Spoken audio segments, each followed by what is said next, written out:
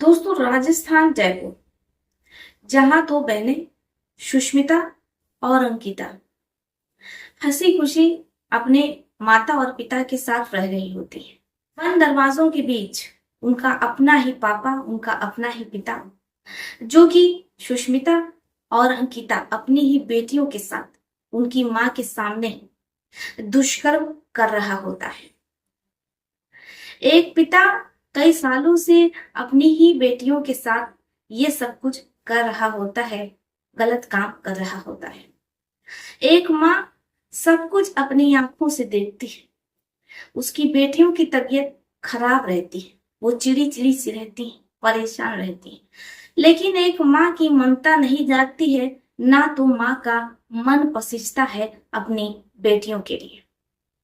इधर पिता लगातार अपनी पत्नी के सामने, यानी कि उनकी माँ के सामने ही, उनकी मम्मी के सामने ही उनके साथ ये खिलवाड़ करता रहता है।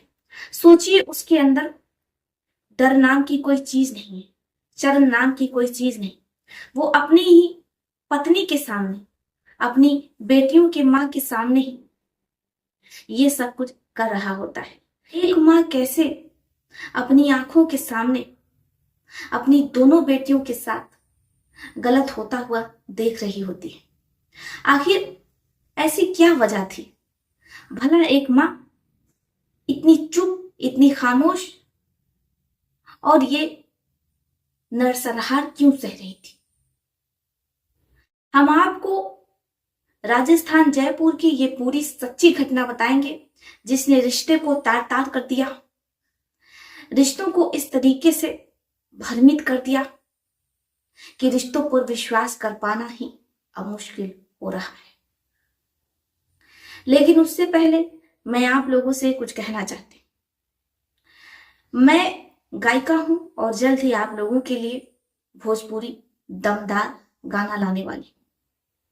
आप भोजपुरी लवर हैं तो हमारे इस गाने को सपोर्ट जरूर करेंगे, तो इंतजार कीजिए।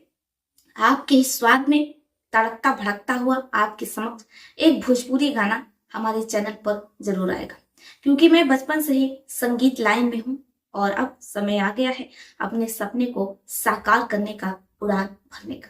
तो भोजपुरी लवर्स, कमेंट बॉक्स में आप लोग लिखते नहीं हैं कि आप लोग हमारे भोजपुरी गाने का इंतजार करते हैं। चलिए कमेंट जरूर कीजिएगा। बाकी बढ़ते हैं हमारी इस सच्ची घटना की ओर, जिसने रूह को कपा दिया, दिल को दहला दिया। अंकिता और सुष्मिता, जो कि अभी नाबालिग रहती हैं, उनका पिता जो कि लगातार उनके साथ ये सारी चीजें कर रहा होता है। बेटियों को कुछ समझ में नहीं आता है कि वो करें तो क्या करें। वो परेशान रहती हैं, उनकी तबीयत भी अक्सर खराब रहती है। अब ऐसे ही एक रोज अंकिता और सुष्मिता के पेट में तेजी से दर्द होने लगता है।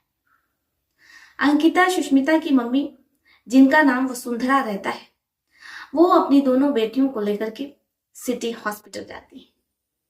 वहां डॉक्टर अंकिता सुष्मिता दोनों बहनों की सोनोग्राफी करवाते हैं, क्योंकि पेट में दर्द रहती है। जैसे ही सोनोग्राफी होती है और डॉक्टर दूसरी जांच करते हैं, तो डॉक्टरों को शंका हो जाती है कि इनके साथ कुछ गलत हो रहा है, क्योंकि इनके साथ दुष्कर्म हुआ है और लगातार ये सब कुछ हो रहा है।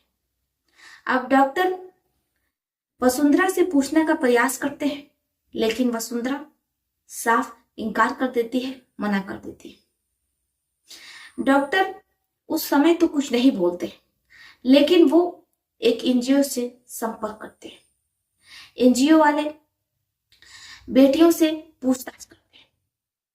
पहले तो बेटियां कुछ नहीं बता रही होती, लेकिन जब उनसे बार बार पूछा जाता है तो वो महिला कल्याण समिति को बताती है कि हाँ, उनके साथ उनका ही पापा उनकी ही माँ के सामने गलत चीजें करता है।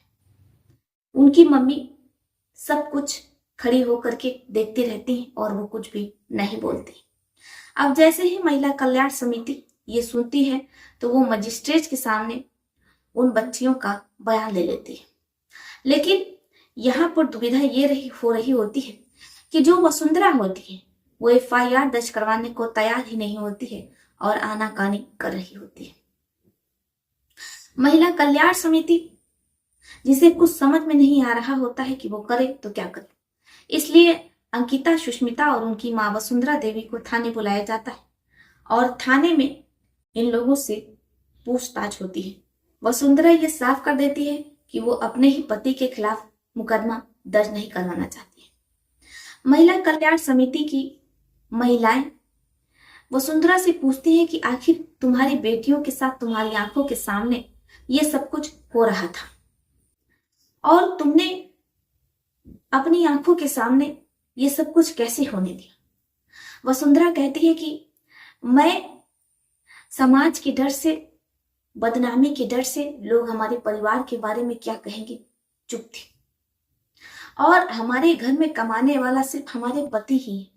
ऐसे में अगर मैं अपने ही पति और अपनी बेटियों के पिता के खिलाफ FIR दर्ज करवाती तो समाज में बहुत बदनामी होती और फिर हमारा पेट कैसे पलता। इसलिए मैं चुप थी क्योंकि समाज के भय से, बदनामी के डर से जो कुछ भी चार दीवारी में बंद दरवाजों के बीच हो रहा था मैंने उसे होने दिया।